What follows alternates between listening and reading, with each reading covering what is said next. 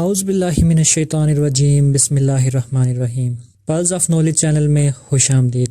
ناظرین کرام، حاضر خدمت ہیں ایک نئی ویڈیو کے ساتھ۔ ناظرین کرام، قیامت کی بڑی نشانیوں میں سے ایک نشانی سورج کا مشرق کے بجائے مغرب سے طلوع ہونا ہے۔ حضرت ابو ہریرہ رضی اللہ تعالیٰ عنہ سے روایت ہے کہ رسول خدا صلی اللہ علیہ وآلہ وسلم نے ارشاد فرمایا، قیامت کی ساتھ اس وقت تک قریب نہیں آئے گی جب تک سورج مغرب سے نہ طلوع ہو لے، اور جب سورج مغرب سے طلوع ہوگا اور لوگ اسے دیکھیں گے تو سب کے سب ایمان لے آئیں گے، لیکن اس وقت کسی کو بھی ایمان لانے کا کوئی فائدہ نہ ہوگا۔ ناظرین کرام، ایک اور حدیث میں کچھ یوں ہے، رسول خدا صلی اللہ علیہ وآلہ وسلم نے ارشاد فرمایا کہ لوگوں پر ایک رات ایسے بھی آئے گی جو ان کی عام 3 راتوں کے برابر ہوگی۔ ان میں سے کوئی کھڑا ہو کر اپنے حصے کی نماز پڑھے گا اور پھر سو جائے گا، اور اس دوران لوگ ایک دوسرے پر چیخیں گے اور پوچھیں گے کہ کیا ہوا، اور گھبرا کر مسجد کی طرف بھاگیں گے۔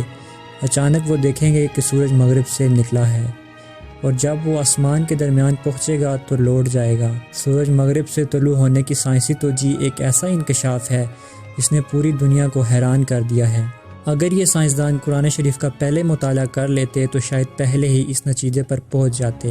ناظرین کرام، یاد رہے کہ مریخ سائنسدانوں کی نظر کا محور رہا ہے، یہاں تک کہ یہ نظریہ سامنے آیا کہ سورج کی روشنی زمین کے بعد مریخ پر پڑتی ہے، اس لیے وہاں زندگی کے آثار موجود ہیں۔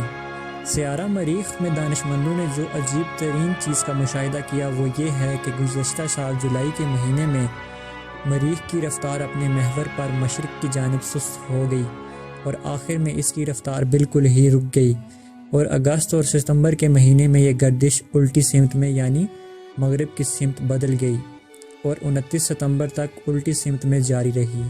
مغربی ماہرین فلکیات کا کہنا ہے کہ تمام سیاروں میں کیونکہ ایک ہی کثافت پائی جاتی ہے، اس لیے دوسرے تمام سیارے بھی ایک دن الٹی سمت کی جانب حرکت کریں گے۔